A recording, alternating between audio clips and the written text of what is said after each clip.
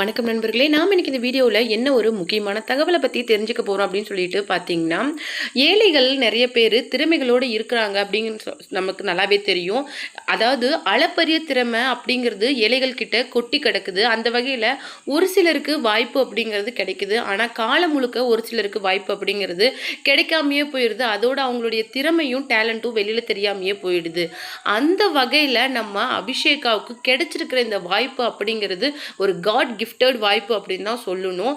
அது மட்டும் இல்லாமல் அவங்களும் ஒரு காட் கிஃப்டட் சைல்டு தான். ஏன்னா இன்னைக்கு இருக்கிற பெரிய இசை ஜாம்பவான்களே பாராட்டக்கூடிய அளவுக்கு இன்னைக்கு அந்த ரியாலிட்டி ஷோவில், அதாவது ஜீ தமிழில் ஒளிபரப்பாயிட்டு இருக்கிற சரிகமபா லிட்டில் சாம் சீசன் 5 அப்படிங்கிற ரியாலிட்டி ஷோவில் வாய்ப்பு கிடைச்சி இன்னைக்கு கலக்கிட்டு இருக்கிற பொண்ணு தான் அபிஷேகா. அதாவது பெரிய பெரிய இசை ஜாம்பவான்களே அவங்கள இன்னைக்கு வாழ்த்திட்டு பிளஸ் பண்ணிட்டு, அது மட்டும் இல்லாமல் நிறைய வாய்ப்புகளையும் கொடுத்துட்டு வராங்க. இந்த குறைஞ்ச சின்ன வயசில், அதாவது 8 to 10 இருக்கிற இந்த வயசுலேயே விஜய் ஆண்டனி சாரோட மலேசியா கான்சர்ட்டில் பாடுற வாய்ப்பையும் இன்னைக்கு அபிஷேகா பெற்றுட்டு வராங்க. அது மட்டும் கிடையாது, இன்னும் நிறைய வாய்ப்புகள், கெஸ்ட்டோட நிறைய பிளெஸ்ஸிங், அது மட்டும் இல்லாமல் எதிர்பாராத விதமாக கொடுத்த கிஃப்ட் அப்படின்னு சொல்லிட்டு ஒரு ரவுண்டு வந்திருக்காங்க அப்படின்னே சொல்லணும்.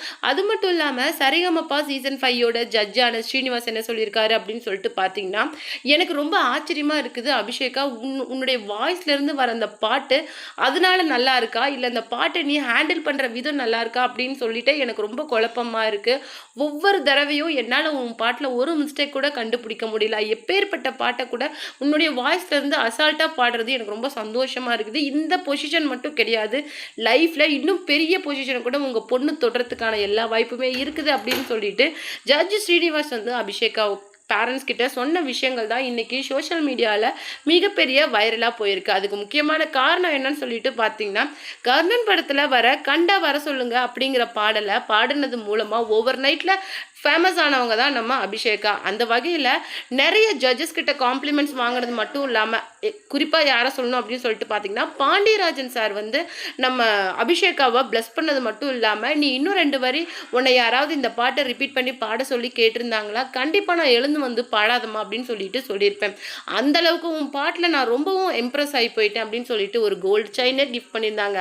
அந்த வகையில் டேலண்ட் யார்கிட்ட எந்த வயசில் இருக்குது அப்படிங்கிறத இந்த காலகட்டத்தில் கண்டுபிடிக்கவே முடியல. அப்படிப்பட்ட ஒரு டேலண்ட் தான் இன்னைக்கு இந்த ரியாலிட்டி ஷோ மூலமாக வெளிப்பட்டிருக்குது. நீங்கள் அபிஷேகாவோட ஃபேன் அப்படின்னா மறக்காம நம்ம கமெண்ட் பாக்ஸில் உங்களுடைய கமெண்ட்டை கொடுத்துட்டு போங்க.